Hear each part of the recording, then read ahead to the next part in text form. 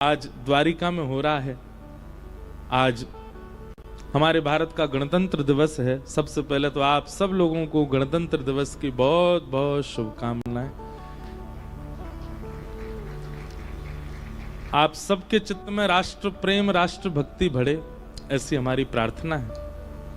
बंधुओं, दुर्भाग्य है हमारा कि कुछ बच्चे यही नहीं जानते कि गणतंत्र दिवस कहते किसको हैं, उसका अभिप्राय क्या है।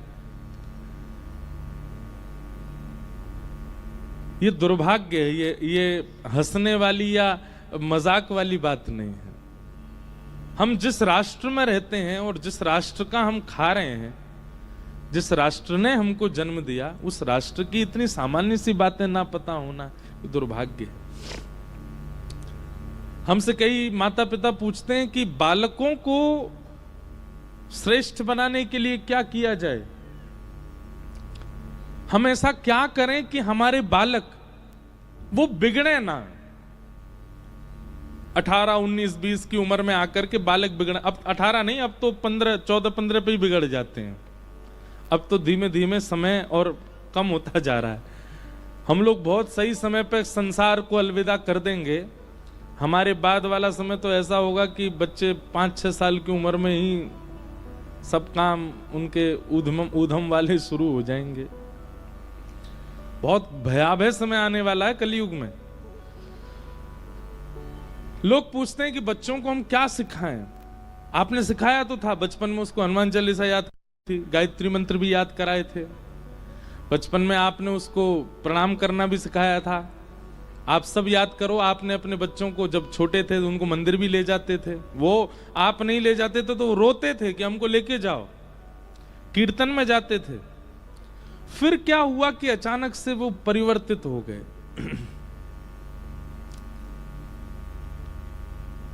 देखो, पत्ते में पानी डालोगे उससे वृक्ष को पोषणता नहीं मिलती, जड़ में पानी डालना पड़ता है। हमें लगता है कि केवल स्तुतियां याद कराने से, मंदिर में घंटी बजवाने से और अपने साथ कीर्तन वगैरह में ले जाने से बालक हमारा श्रेष्ठ हो जाएगा। हम घरों में जाते हैं, माताएं लेके, महाराज जी हमारा बच्चा देखो गायत्री मंत्र बोलो, महाराज जी को सुनाओ। अब वो तोतली भाषा में सुनाता है। महाराज जी को हनुमान चालीसा सुनाओ, वो हनुमान चालीसा सुनाता है। छोटा बालक है इसलिए अच्छा लगता है सबको, लेकिन उससे उसका भविष्य मंगल होने वाला नहीं है, क्योंकि वो जड़ नहीं है। जड़ क्या है? आप बच्चों को बचपन से सबसे पहले राष्ट्र प्रेमी और मातृ पितृ प्रेमी बनाओ। आप जब तक अपना सेवक बालकों को नहीं बनाएंगे, तब तक वो बालक कभी भी भगवत सेवक नहीं बन पाएगा। हमारी बात को बहुत ध्यान से सुनिएगा। जिन माता पिता ने बालकों से अपनी सेवा नहीं कराई होगी बाल्यकाल में, बाल्यकाल से कराओ उनको अपनी वैल्यू। माता पिता कितने श्रेष्ठ होते हैं। अभी मुझे बोलना नहीं चाहिए, पर मैं बोलता भी नहीं विवादित बात कभी भी कथा, मैं बस सीधी कथा करता हूं। अभी कुंभ में एक कोई ऐसा व्यक्ति, उसको पूरा इंस्टाग्राम, यूट्यूब सब जगह उसको प्रचारित किया जा रहा है, वो माता पिता के बारे में कितना गलत बोल रहे हैं। अपने आप को साधु कह रहे हैं और साधु कहते हुए माता पिता को गाली दे रहे हैं। और क्या बालकों को शिक्षा दे रहे हैं? अपने आप को आईआईटी का स्टूडेंट बताते हैं और उसमें क्या कह रहे हैं? मेरे माता पिता ने ऐसा किया, मेरे माता पिता ने ऐसा किया। प्रहलाद जी ने तो कभी शिकायत नहीं की थी अपने पिता हिरण्यकश्यप की। हमारे भागवत में तो यह वर्णन किया गया कि प्रहलाद जी महाराज हिरण्यकश्यप, अब बहुत ध्यान से सुनिएगा, हिरण्यकश्यप प्रहलाद जी को जान से मारने के सारे तरीके अपना लिए थे। स्वयं के जन्मदाता पिता ने ऐसा काम किया, लेकिन फिर भी प्रहलाद जी महाराज नित्य अपने पिता को जब देखते थे तो दंडवत प्रणाम करते थे। भगवान नृसिंह के प्रकट होने का कारण एक यह भी है, भगवान लक्ष्मी से कह रहे हैं, इतना दुष्कर्म करने वाला पिता है प्रहलाद का, लेकिन प्रहलाद की पितृ भक्ति देखो, अभी भी प्रणाम करता है। एक बात सदैव याद रखिए, हम ये टिट फॉर टैट हमारे हिंदू सनातन धर्म में नहीं है। हमारे माता पिता ऐसे करते हैं तो हम भी उनके साथ ऐसे करेंगे, हमारे बच्चे ऐसे हैं तो हम भी उनके साथ ऐसे करेंगे, हमारे पति ने ऐसा किया तो हम भी उसके साथ, पत्नी ऐसी, ये टिट फॉर टैट सनातन धर्म में नहीं होता है। सनातन धर्म में तो एक ही नियम होता है, आप अपना संबंध सुदृढ़ रखो। आपका संबंध सुदृढ़ है, सामने वाला अपने आप सुधर जाएगा। आप अपना संबंध सुदृढ़ रखो। अगर किसी के माता पिता ने इस प्रकार से कुछ कर भी दिया जिस प्रकार की वो बात कर रहे हैं महाकुंभ में जाके, तो भी आप ये बात विचार करो ना, आज आपका अस्तित्व ही उन्हीं की वजह से। अब ये बात भी मैं कह रहा हूं कि अस्तित्व ही माता पिता से है। एक खबर मेरे ध्यान में आई थी कि एक बालक ने अपने माता पिता पर केस कर दिया। कारण क्या था? बोले इन्होंने मेरे से बिना पूछे मुझे जन्म दे दिया, मेरी बिना अनुमति के मुझे संसार में ले आए, इसलिए मैं इन पर केस फाइल कर रहा हूं। आप सोच रहे हैं कलयुग किस स्थिति में पहुंचने वाला है? ये धुंधुकारी होते हैं जो माता पिता से विद्वेष करते हैं, द्वेष करते हैं, उनके प्रति द्रोह भाव रखते हैं। और उसका प्रचार भी कहां से किया जा रहा है? महाकुंभ से।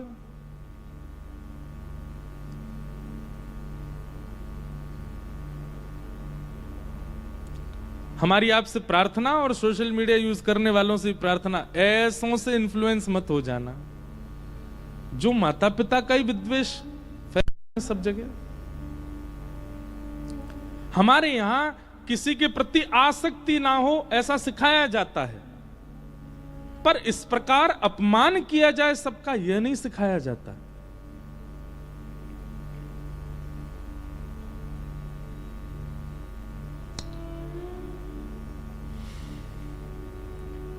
इसलिए भैया, अगर बच्चों को सुधारना है, अगर आप चाहते हैं कि वो भविष्य में, भले ही आज इंजीनियर बनना बड़ी बात नहीं रह गई है, आज डॉक्टर बनना बड़ी बात नहीं रह गई है, आज साइंटिस्ट बनना बच्चों के लिए बड़ी बात नहीं है। एजुकेशन इतनी सिंपल हो गई है कि हर बच्चा क्वालिफाई कर ही जाता है सब चीजों को।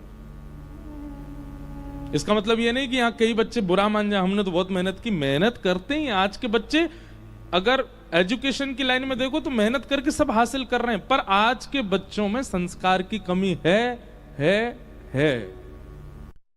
नहीं है संस्कार, स्वभाव अच्छा नहीं है उनका। हमारे भारत के युवाओं का स्वभाव संग बैठने वाला तक नहीं है। और इस स्वभाव का अच्छा ना होने का कारण क्या है? कि बाल्यकाल से मातृपितृ प्रेम और राष्ट्र प्रेम उनको सिखाया नहीं गया, उनकी जड़ें मजबूत नहीं की गई। उनको सीधे हनुमान चालीसा याद करा दी गई। अरे हनुमान चालीसा, गायत्री मंत्र आदि आदि ये स्तोत्र, वो बालक अपने आप अगर संस्कारी बनेगा तो अपने आप याद कर लेगा। उसको बचपन से ये सब याद नहीं कराना है। चलने फिरने लग जाए बालक, रोज उसकी उंगली पकड़ के लाओ, पैर छुओ, हमारे पिताजी के पैर छुओ, ताई जी के पैर छुओ।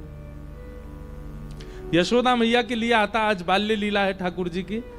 यशोदा मैया लाला को लेकर के जाती हैं और सबके पांव छुबाती हैं, सबके पांव छू लाला। और ठाकुर जी यही करते हैं, सबके प्रणाम करना, पांव छूना। हम अपने घर की बात बताते हैं। हमारे घर का नियम है कि बच्चे स्कूल जाएंगे, दंडवत प्रणाम करेंगे, दादी दादा से लेकर के सबको, और स्कूल से आएंगे फिर दंडवत प्रणाम करेंगे, तब अपनी यूनिफॉर्म उतारते हैं। ये बचपन से उनके चित्त में डाल दिया जाता है कि आपको प्रणाम करना ही है। राष्ट्र के प्रति प्रेम, राष्ट्र के प्रति प्रेम का मतलब क्या है? गणतंत्र दिवस पर तिरंगा फहराना, इंडिपेंडेंस डे पर तिरंगा फहराना नहीं। राष्ट्र प्रेम क्या है? स्वच्छता रखना, सभ्यता रखना, भारत के संविधान की सुरक्षा करना, बालकों को सिखाना। ऐसा तुमको अपनी कॉलोनी को रखना, अपने नगर को रखना, अपने घर को रखना है। ऐसा स्वभाव रखना है दूसरों के प्रति। ये सब राष्ट्र प्रेम है।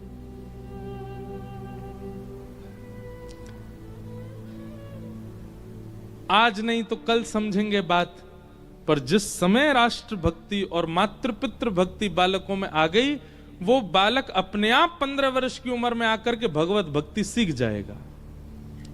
भगवत भक्ति उसमें अपने आप आ जाएगी।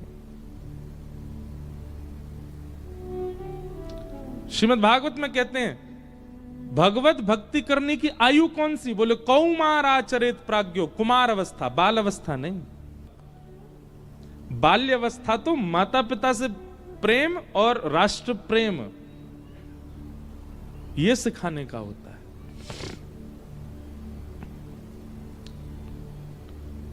तो आज गणतंत्र दिवस है, आप सबको शुभकामना। हम डांट नहीं रहे हैं आपको, हम तो प्रेम से बात समझा रहे हैं। और आपके अलावा बहुत हजारों लोग YouTube पे भी सुनते हैं ना, उनको भी सुना रहे हैं, ताकि कोई तो समझे, कोई तो समझे। आइए बाल लीला में प्रवेश करेंगे, उससे पहले कुछ प्रश्न आए हैं। एक बहुत विशेष प्रश्न आया है कि हम कॉलेज के छात्र हैं, उसमें भी MBBS कॉलेज में कल्चर बहुत खराब है। हम तिलक और कंठी पहनते हैं तो भी हमारा मजाक उड़ाया जाता है। हमें हमारे पिस्त बुलाने नहीं देते। हम मन लगाकर पढ़ाई करें ना भी हमारा मजाक बनाया जाता है, तब भी हमारा मजाक बनाया जाता है, क्योंकि हम वैष्णव बन के जाते हैं। हमें जल्दी सोने नहीं दिया जाता, परेशान करते हैं, सब अकेले छोड़ देते हैं। हम ज्यादातर अकेले रहते हैं, हमारा मार्गदर्शन करें। अब देखो, इसमें एक बात हमारी पहले बहुत ध्यान से सुनिए। आप तिलक लगाते हैं, आप कंठी पहनते हैं, तो इन दो चीजों से सबसे पहली चीज जो होनी चाहिए वो क्या? मान की इच्छा नहीं। आपने यहां पर क्या कहा कि आपका मजाक उड़ाया जाता है, इसका मतलब क्या है? आप मान की इच्छा कर रहे हो। मान की इच्छा मत करो। आप तिलक लगाते हैं, मैंने शायद 2-3 दिन पहले बताया था ना, मेरी चोटी खींचते थे बच्चे स्कूल जब मैं जाता था, मेरे तिलक का मजाक उड़ाया जाता, बिंदी लगा के आया है। पर सहो, और सहो मतलब भाई देखो, एक बात बहुत सरलता से समझो। जब ब्याह हो जाता है ना कन्या का, वो ब्याह के बाद जब अपनी सहेलियों के बीच जाती, उसका भी फिर उपहास किया जाता है। अरे अब तो ये ऐसे सिंदूर लगा घूमती है, अरे अब तो ऐसे कंगन पहन के घूमती है। पर उसको तब बुरा नहीं लगता, उसको सौभाग्य लगता है। तिलक लगाने वाले और कंठी पहनने वाले का भी अगर उपहास किया जा रहा हो, अरे देखो कैसे तिलक लगा घूम रहा है, वो अपना सौभाग्य माने। कंठी पहन के घूमे, इस पर मान की इच्छा ना करे। और ये आज से नहीं हुआ, ये तो हमेशा से होता आ रहा है।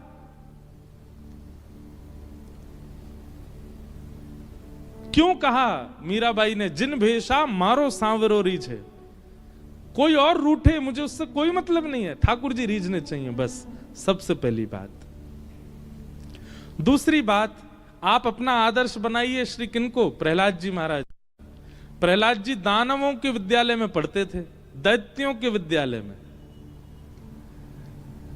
प्रहलाद जी महाराज से कोई बात नहीं करता था, अकेले बैठे रहते थे। क्यों? बाकी सब दैत्य हैं, बाकी सब मांस खाते हैं, प्रहलाद जी महाराज शुद्ध सात्विक थे।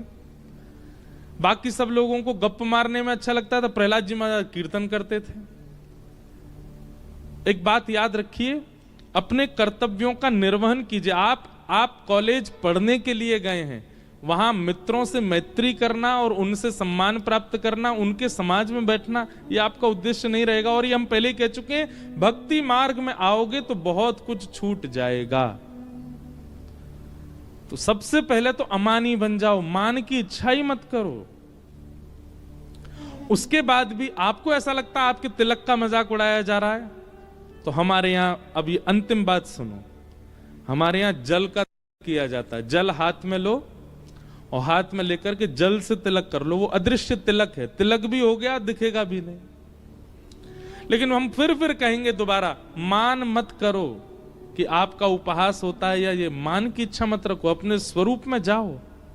उनके लिए थोड़ी किया आपने वो स्वरूप, अपने लिए और ठाकुर जी के लिए है। सौभाग्यवती नारी मांग में सिंदूर दुनिया के लिए थोड़ी करती है, वो अपने लिए, अपने पति के लिए करती है। ऐसे हम वैष्णव हैं। हम तिलक मंगलसूत्र की भांति पहनते हैं, हम कंठी मंगलसूत्र की भांति पहनते हो, तिलक सिंदूर की भांति लगाते हैं। ये हमारा सौभाग्य है, हमारा वर्ण हो चुका है ठाकुर जी से। और संसार हंस रहा होगा, संसार उपहास कर रहा होगा, ठाकुर जी प्रसन्न होते हैं तिलक देख के।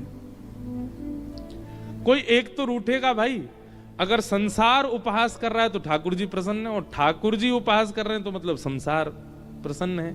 अगर आप संसार के प्रिय बन रहे हो तो ठाकुर जी रूठे भय हैं आपसे।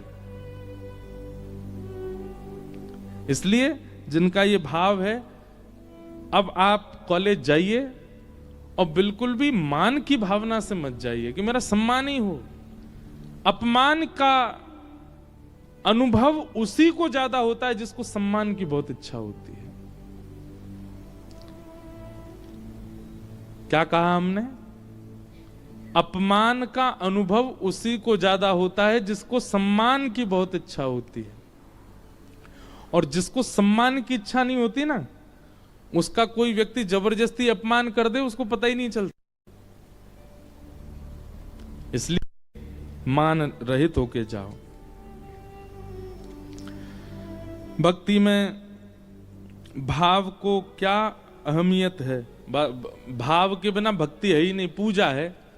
भाव के बिना तो अर्चना है, भाव के बिना तो वो नियम है। भाव होगा अर्चना में, भाव होगी पूजा में, भाव होगी आराधना में, तभी वो भक्ति कहलाएगी। इसलिए भाव प्रधान। निराकार ब्रह्म या पूर्ण ब्रह्म, इनमें क्या अंतर है? निराकार और पूर्ण नहीं होता, निराकार और साकार होता है।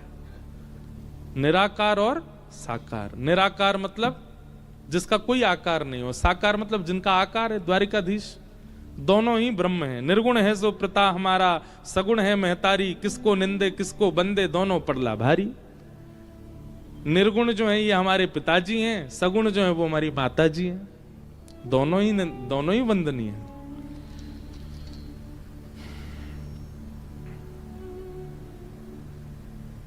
किन्हीं का भाव ऐसा है कि मन और बुद्धि दोनों अलग अलग चलते हैं। मन कहीं जाता है, बुद्धि कहीं जाता है, किसकी माने?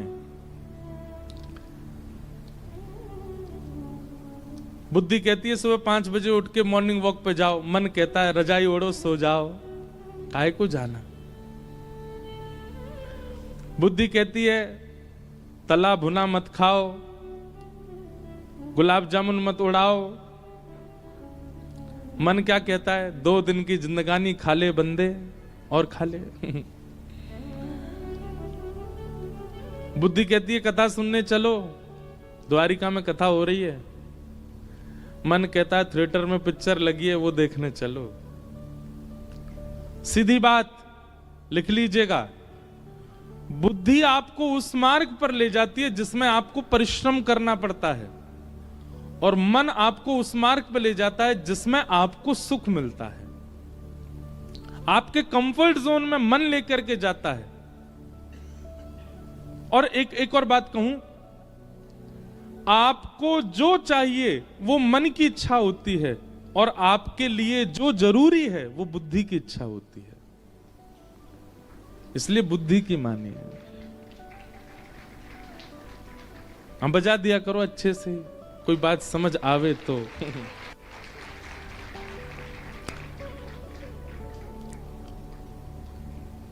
आपको जो चाहिए वो मन दिलाता है, और आपके लिए जो जरूरी है वो बुद्धि दिलाती है। आपको क्या चाहिए?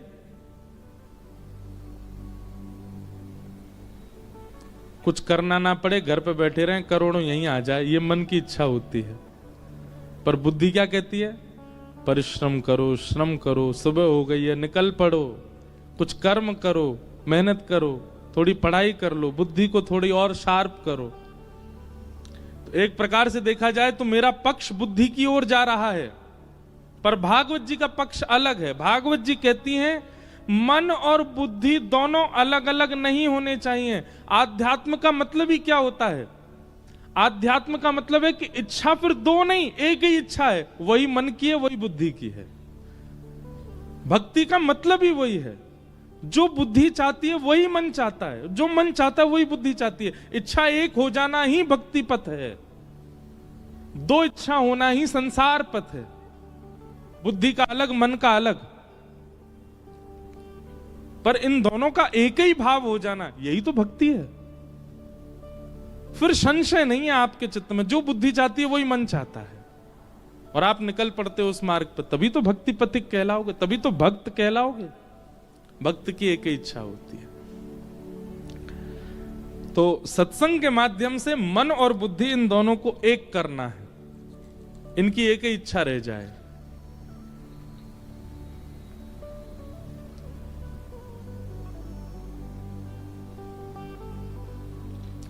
कई प्रश्न तो ऐसे हैं जिनका उत्तर हम दे चुके हैं कथा में पहले, आप लोग ध्यान से सुनेंगे तो आपको उत्तर मिलेगा। अब किन्हीं का प्रश्न है कि क्रोध में वाणी को कैसे नियंत्रित किया जाए, क्रोध में वाणी को कैसे रोका जाए।